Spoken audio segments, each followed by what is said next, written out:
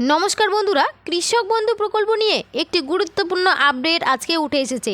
আজকের ভিডিওটি কৃষকদের জন্য কিন্তু খুবই গুরুত্বপূর্ণ, কারণ আজকের ভিডিওতে কৃষক বন্ধু, ফসল বীমা এবং পিএম কিষাণ এই তিনটি নিয়ে কৃষকদের মনে যে প্রশ্নগুলি বেশি উঠেছে সেই প্রশ্নের উত্তরগুলি আমি আজকে আপনাদের এই ভিডিওটির মাধ্যমে পরিষ্কারভাবে জানাতে চলেছি। সেই সঙ্গে কৃষক বন্ধু প্রকল্পের খরিফ সিজনে টাকা কেন আসতে দেরি হচ্ছে, আর কবে থেকেই বা এই প্রকল্পের টাকা দেওয়া শুরু হবে, এরই পাশাপাশি এখনও নিশ্চিত নন যে কারা টাকা পাবেন আর কারা পাবেন না। এছাড়াও পিএম কিষাণের টাকা যারা পান তারা কি কৃষক বন্ধু প্রকল্পের সুবিধা পাবেন, সেই সঙ্গে প্রধানমন্ত্রী ফসল বীমা যোজনায় কৃষকদেরকে প্রিমিয়ামের টাকা দিতে হবে কি হবে না, সমস্ত প্রশ্নের উত্তর কিন্তু আজকে বিস্তারিতভাবে আলোচনা করা হবে এই ভিডিওটির মাধ্যমে। তাই ভিডিওটি কিন্তু একদম শেষ পর্যন্ত দেখবেন। আর বলবো, চ্যানেলে কেউ নতুন দর্শক হলে অবশ্যই চ্যানেলটিকে সাবস্ক্রাইব করে পাশে থাকবেন। তো চলুন দেরি না করে ভিডিওটি শুরু করা যাক।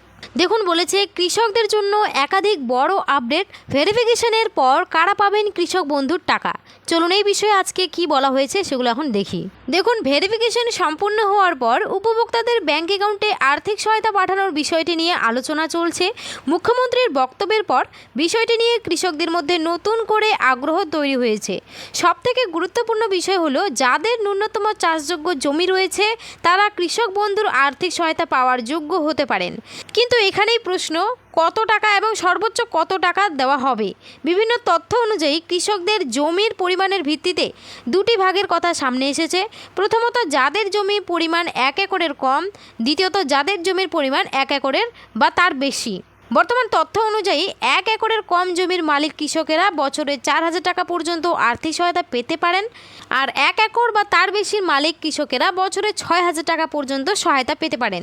তবে চূড়ান্ত নির্দেশিকা প্রকাশের আগে এই তথ্যে গুরুত্ব দেওয়া ঠিক হবে না। এরপরে দেখুন, ফসল বীমা যোজনা নিয়ে কি বলেছে। আগে বাংলা শস্য বীমা যোজনার মাধ্যমে কৃষকদের কাছ থেকে প্রিমিয়াম নেওয়া হতো না। ফসলের ক্ষতি হলে নির্ধারিত নিয়ম অনুযায়ী ক্ষতিপূরণের টাকা ব্যাংক অ্যাকাউন্টে পৌঁছানোর ব্যবস্থা ছিল। রাজ্যে প্রধানমন্ত্রী ফসল বীমা যোজনা চালু হওয়ার বিষয়টি সামনে আসে, আর তখন থেকে কৃষকদের প্রশ্ন, এবার কি আমাদের নিজেদের টাকা দিয়ে প্রিমিয়াম দিতে হবে? কারণ দেশের বিভিন্ন রাজ্যের কৃষকদের নির্দিষ্ট পরিমাণ দেওয়ার ব্যবস্থা রয়েছে, কিন্তু পশ্চিমবঙ্গের ক্ষেত্রে যে তথ্য সামনে এসেছে তা বাস্তবায়িত হলে কৃষকদের জন্য গুরুত্বপূর্ণ হতে চলেছে। জানা যাচ্ছে, কৃষকদের কাছ থেকেই প্রিমিয়াম না নিয়ে সেই খরচ রাজ্য সরকার বহন করার পরিকল্পনায় রয়েছে। অর্থাৎ প্রকল্পটি নির্ধারিত নিয়মে বাস্তবায়িত হলে এবং ফসলের ক্ষতিগ্রস্ত হলে যোগ্যতার ভিত্তিতে ক্ষতিপূরণ পাওয়ার সুযোগ থাকতে পারে।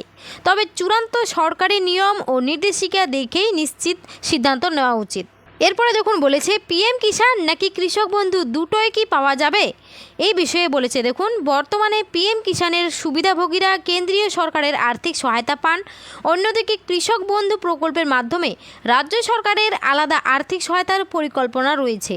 কিছু প্রতিবেদনে এমন কথা বলা হয়েছে যে যারা পিএম কিষাণের সুবিধা পাচ্ছেন না তাদের জন্য কৃষক বন্ধু বিশেষভাবে কার্যকর হতে পারে। কিন্তু এখানেই সাবধান, একজন কৃষক একই সঙ্গে দুই প্রকল্পের সুবিধা পাবেন কিনা এই বিষয়ে চূড়ান্ত সরকারি নির্দেশিকা এখনও স্পষ্ট নয়। মুখ্যমন্ত্রী শুভেন্দু অধিকারী জানিয়েছেন, কৃষক বন্ধু ভেরিফিকেশন সম্পূর্ণ হলেই কৃষকদেরকে টাকা দেওয়া শুরু হবে। সূত্রের খবর, কৃষক বন্ধু প্রকল্পে টাকা আগস্ট মাসের শেষ সপ্তাহ বা অক্টোবর মাসের প্রথম দিকে টাকা দেওয়া শুরু হতে পারে, এমনটাই কিন্তু সূত্র মারফত জানা গিয়েছে। তো আপনারা কে কোন জেলা থেকে আমাদের এই ভিডিওটি দেখছেন অবশ্যই কমেন্টে কমেন্ট করে জানান। আর ভিডিওটি ভালো লাগলে অবশ্যই লাইক করুন, আর চ্যানেলটিকে সাবস্ক্রাইব করতে একদমই ভুলবেন না।